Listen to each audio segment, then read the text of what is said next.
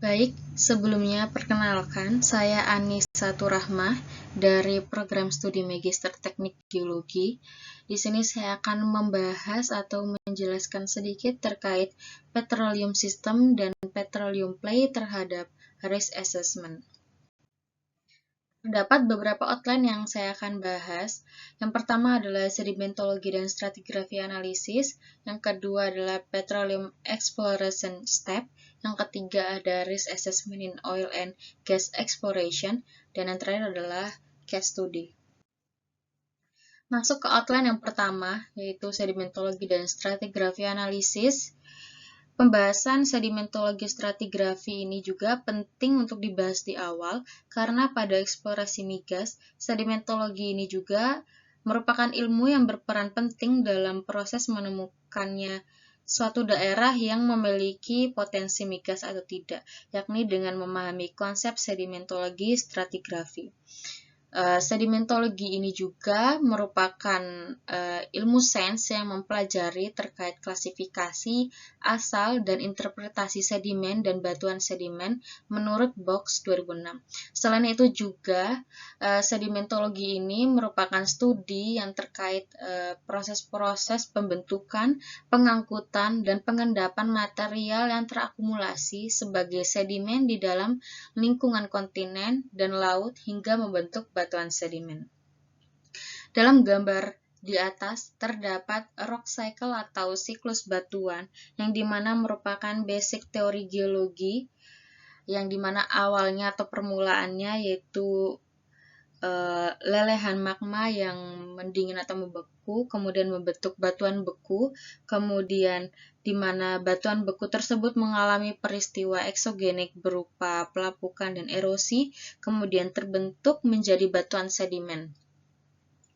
Hal ini penting dalam eksplorasi migas karena umumnya batuan reservoir pada migas merupakan batuan sedimen. Kemudian pada stratigrafi, kenapa penting dalam migas? Karena stratigrafi merupakan ilmu yang membahas atau yang menentukan urutan dan waktu kejadian dalam sejarah bumi. Kemudian di bawah ini merupakan ilustrasi konsep sedimentologi basic yang dimana terbentuk suatu cekungan yang awalnya terbentuk seperti suatu wadah yang dimana sedimen supply-nya akan terakomodasi di ruang accommodation ini. Kemudian wadah tersebut diisi oleh sedimen yang disebut dengan basin infilling yang dimana isinya terbentuk sedimentasi. Kemudian itu disebut dengan infilling sedimen. Sedimentologi stratigrafi juga berperan dalam kegiatan eksplorasi migas. Adapun peranannya seperti proses basin infilling, penentuan lingkungan pengendapan, kualitas dan kuantitas batuan sedimen yang berkaitan dengan petroleum system. Pada gambar di samping ini merupakan contoh dari peranan sedimentologi dan stratigrafi dalam penentuan lingkungan pengendapan. Baik, sedimentary basin sendiri sangatlah penting karena menjadi wadah yang dimana terisi oleh berbagai macam material sedimen. Kemudian material sedimen tersebut akan membentuk petroleum system yang menjadi peranan penting dalam menentukan zona prospek eksplorasi migas. Cekungan sedimen sendiri merupakan tempat di mana kerak bumi mengalami penurunan yang memungkinkan sedimen dapat terakumulasi di atas batuan dasar menurut Dickinson tahun 97 yang dapat dilihat pada gambar di samping ini. Kemudian berdasarkan interaksi lempeng, terdapat 3 zona pembentukan cekungan sedimen di kerak benua. Yang pertama merupakan zona pergangan benua hingga tepi benua pasif, yang kedua zona konvergensi tepi benua aktif hingga kolisi atau syutur, dan yang ketiga adalah zona sesar geser, transform atau transcurrent. Dalam sedimentasi dan pembentukan cekungan sendiri dibedakan berdasarkan urutan kejadiannya. Yang pertama merupakan post-depositional basin, kemudian sin-depositional basin, lalu pre-depositional basin. Pada post-depositional basin sendiri merupakan cekungan terbentuk lebih belakangan dibandingkan dengan sedimentasi yang lebih dulu terjadi. Sedangkan sin-depositional basin yang dimana sedimentasi bersamaan dengan subsidence. Kemudian jenis fasiesnya sendiri, sedimen pengisi cekungannya dipengaruhi oleh perubahan akomodasi. Kemudian yang pre-depositional basin merupakan cekungan terbentuk lebih dulu, lalu subsidence-nya terjadi dengan cepat karena tektonik, baru kemudian sedimen masuk ke cekungan setelah tektoniknya berhenti. Masuk ke outline yang kedua merupakan petroleum exploration step, yang dimana pada gambar atas kiri ini merupakan kegiatan eksplorasi dan pengembangan lapangan migas dari tenaga ahli yang terlibat seperti geofisika, geologi, dan petroleum engineering. Adapun peranan dari ketiga tenaga ahli ini seperti pemahaman geologi yang mencakup cekungan, struktur stratigrafi, kemudian yang kedua pemahaman geologi di bawah permukaan dari hasil analisis 2D dan seismic 2D dan 3D-nya. Kemudian yang ketiga, pemboran eksplorasi terkait pemahaman petrofisik batuan dan fluida dari data sumur. Kemudian yang keempat, penemuan cadangan dalam jumlah ekonomis. Yang kelima merupakan pemboran appraisal dalam menentukan nilai cadangan. Kemudian yang keenam, studi reservoir. Yang ketujuh, karakterisasi reservoir berdasarkan data tes sumur produksi. Kemudian yang kedelapan adalah geomodeling. Yang kesembilan adalah karakterisasi reservoir.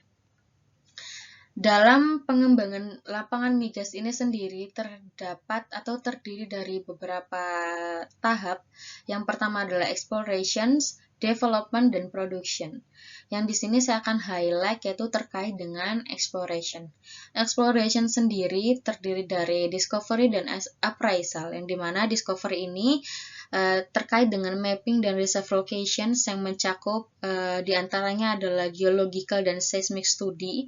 Kemudian appraisal ini yang terdiri dari reservoir seizing dan simulator yang mencakup reservoir study, reservoir modeling, dan sebagainya. Dalam melakukan exploration migas ini sendiri memakan waktu kurang lebih 5 hingga 10 tahun.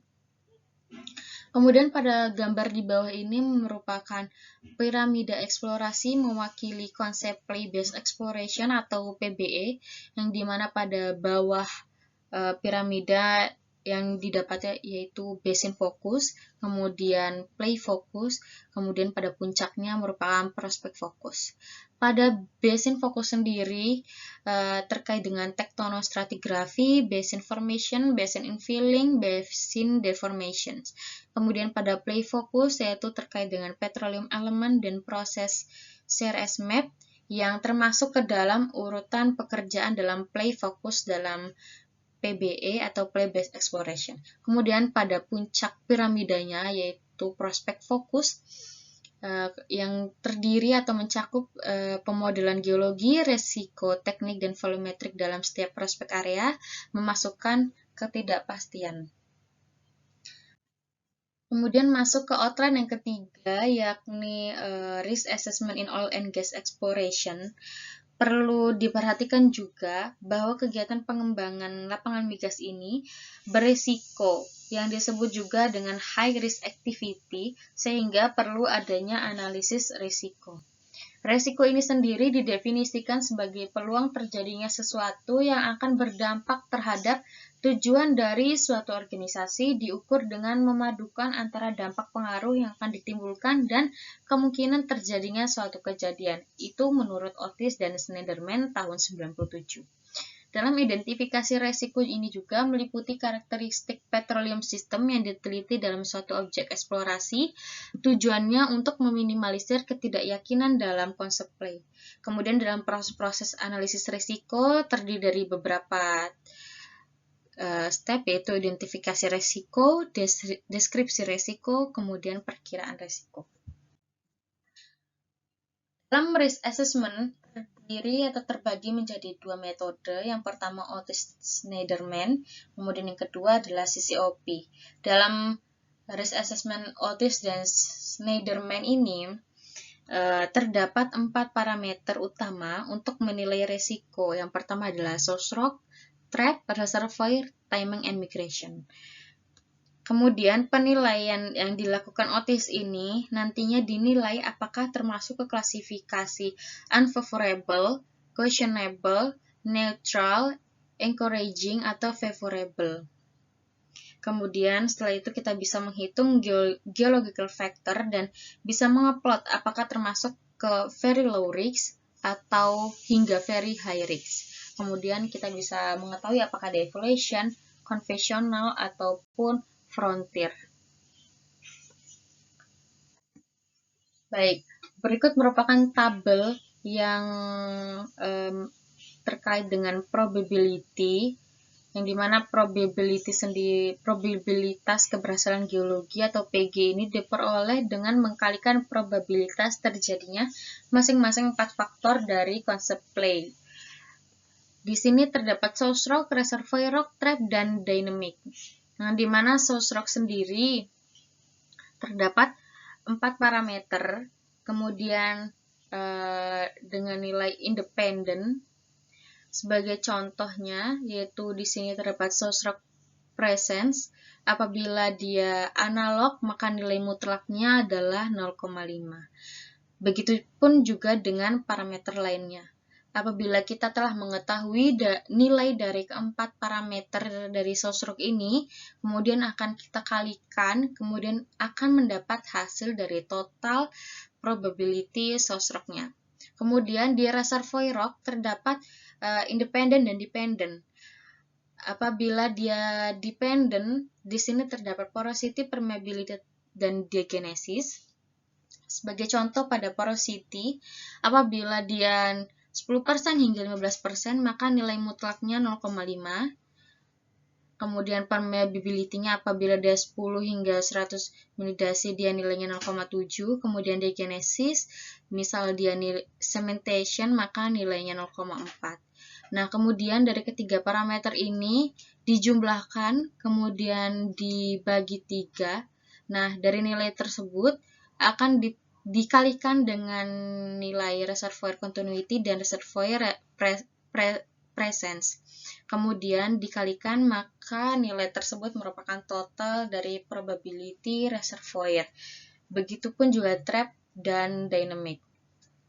Kemudian apabila kita telah mengetahui dari keempat nilai tersebut, total nilai 4 parameter tersebut, maka dikalikan, kemudian kita akan mendapatkan hasil dari probabilitas keberhasilan geologi.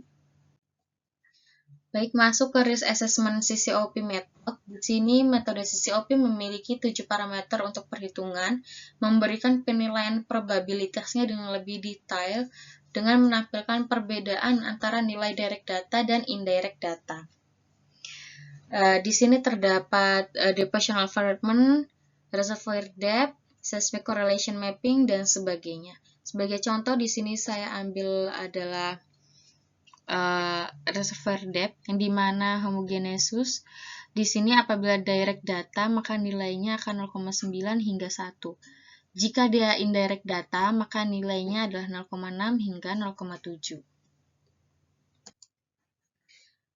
Kemudian masuk ke Common Risk Assessment atau CRS.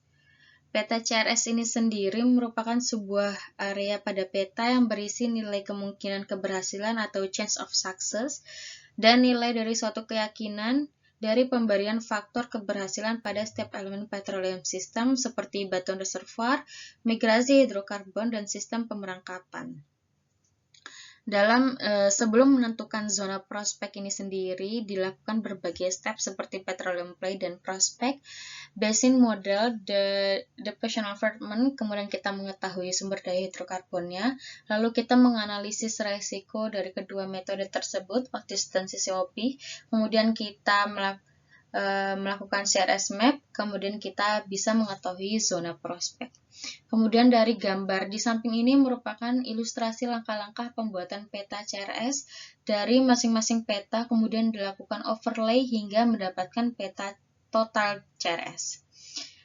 Kemudian pada gambar di bawah ini merupakan play focus workflow, di mana CRS masuk ke dalam play focus tersebut, yang sebelumnya dilakukan pemetaan play, yang dimana langkah pertamanya yaitu pendefinisian dari play yang aktif serta susunan stratigrafi pada daerah tersebut. Kemudian langkah kedua yaitu mempelajari sumur-sumur pengeboran yang telah dilakukan pada cekungan tersebut. Langkah ketiga merupakan pembuatan peta persebaran risiko atau yang disebut dengan Camorri segment atau CRS map. Kemudian yang terakhir yaitu penilaian dan validasi secara kuantitatif, atau penilaian tersebut dilakukan pertama dengan memvalidasi hasil akhir dari nilai POS yang dihasilkan di peta CRS. Masuk ke studi kasus, yang di sini saya ambil studi kasus dengan judul penilaian risiko dan perhitungan sumber daya hidrokarbon pada interval Mesozoik blok Asgani, cekungan Aki-Megah, Papua. Baik, pada gambar di samping terdapat hasil data log gamma ray dari kedua sumur, yang dimana pada kedua log tersebut, dari kedua sumur tersebut, didominasi oleh shell. Kemudian pada gambar di atas bagian kiri ini merupakan identifikasi closure dari seismic block Asgani atau depth structure map, berada pada interval kapur akhir, kapur awal, Jur, dan Trias. Diidentifikasi terdapat dua closure yang memiliki volume yang ekonomis. Dari kedua closure tersebut mempunyai karakteristik yang tidak jauh berbeda dari segi kualitas seismiknya. Kemudian dihasilkan pada peta grid masing-masing closure. Peta grid tersebut dibuat berdasarkan identifikasi closure dari adanya beda tinggi yang diharapkan dapat digunakan sebagai reservoir dari hidrokarbon.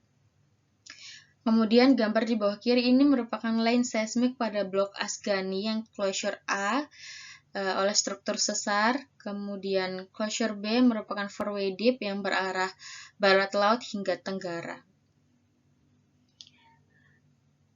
Kemudian pada gambar ini merupakan ilustrasi migrasi yang kemungkinan terjadi pada blok Asgani dengan skala yang regional. Pada blok Asgani tersebut diidentifikasi terdapat sesar-sesar yang dapat menjadi jalan migrasi hidrokarbon, dan juga terdapat sesar-sesar yang dapat menjadi seal pada batuan reservoir. Pada gambar bagian atas ini merupakan critical time chart. Setelah mengetahui petroleum play yang bekerja pada daerah penelitian, masing-masing petroleum play tersebut dijadikan satu kesatuan dalam waktu geologi atau yang disebut dengan petroleum system time chart atau critical time chart. Pada blok Asgani ini dihasilkan critical moment pada umur neogen, yang dimana menunjukkan bahwa akumulasi hidrokarbon terjadi pada kurun waktu yang belum lama dari masa sekarang. Dari gambar ini juga menunjukkan bahwa petroleum system pada prospek di blok Asgani berjalan dengan baik dan dapat terjadinya akumulasi hidrokarbon dengan jumlah yang ekonomis. Setelah mengetahui bahwa petroleum system berjalan dengan baik di daerah penelitian tersebut, kemudian langkah selanjutnya dilakukan adalah mengidentifikasi area prospek.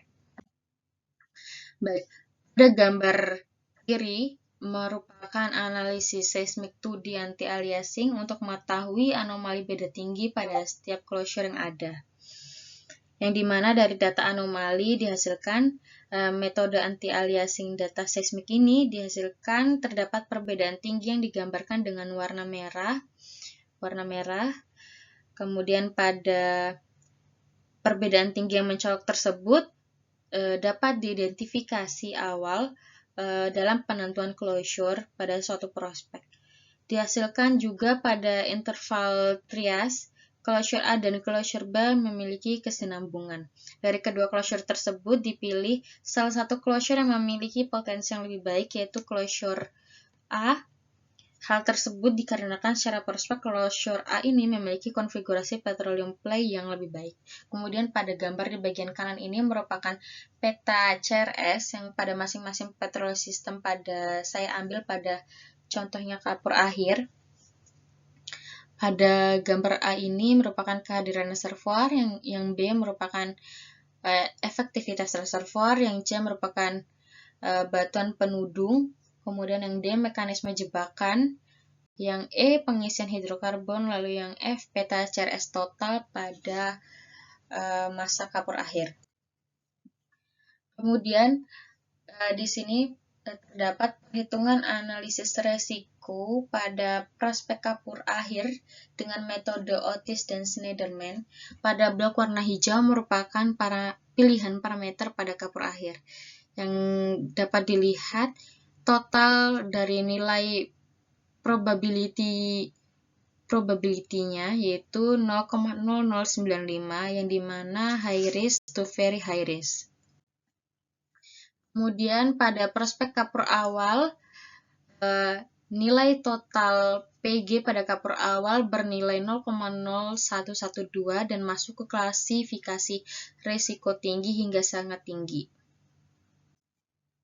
Kemudian pada prospek Dura, nilai total PG-nya yaitu 0,0281 yang masuk ke klasifikasi high risk to very high risk.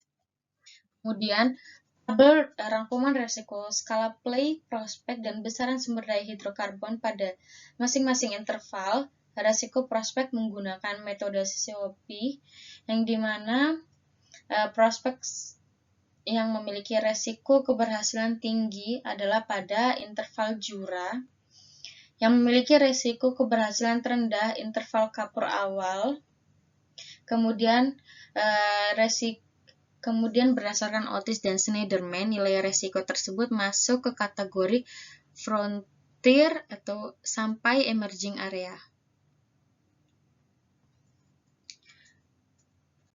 Baik, berikut merupakan referensi yang saya gunakan dalam pemaparan ini. Terima kasih atas perhatiannya. Kurang lebih saya mohon maaf. Terima kasih.